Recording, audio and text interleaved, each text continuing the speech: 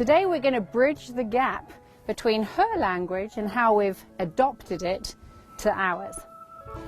She's going to learn come. The word come. It's a great word to teach your horses, and we always preface it with their names. So we're going to teach her the words Aria come. What you have is the body language bridging the gap between our human commands, so Aria come. The body language is what's familiar to her, she knows it. The voice command is our language, and then we're bringing in a gesture. It's very easy to sound like you're giving a horse a voice and a choice. And it's very easy, for example, with the parachute or the whip with the plastic bag, to say we're looking for them to calm down, or that horse has a choice to run away and slow down, but he doesn't really, because the stick is chasing him. The adrenaline's coming up, the fear is there, and you're taking them all the way through that adrenaline rush to the other side. But he's got no choice, because you're controlling that nose, and the feet are going to follow, and the body's following, and the only choice he has is to run and stay with the predator. This, he can do anything.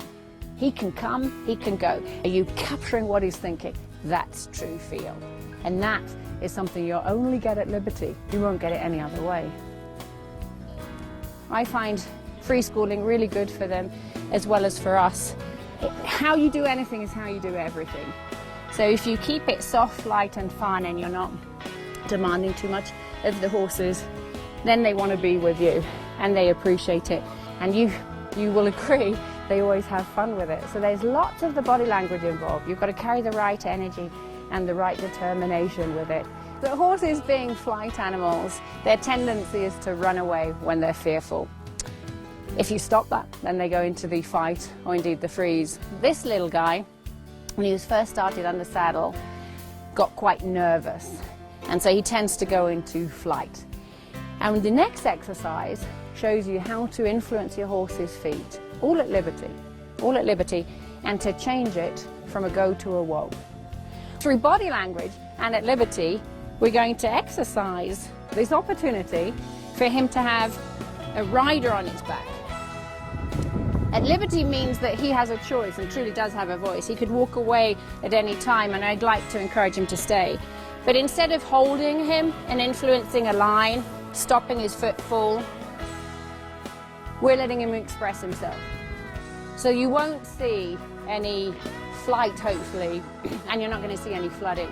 And we're showing her the correct movement she needs to transition down and up. And that's all through language, all through dialogue, and her language with ours, by the voice commands, so that she gets security in those voice commands. And that's exactly what she does. She is an individual you ride with a mind, and it begins on the ground where you're acknowledging your conscious thoughts. You need to know what you're thinking so that you can take ownership. She's your best teacher for that, and you'll all have a great teacher at home who will teach you to be mindful of your mindset. Okay, so there we go, honey.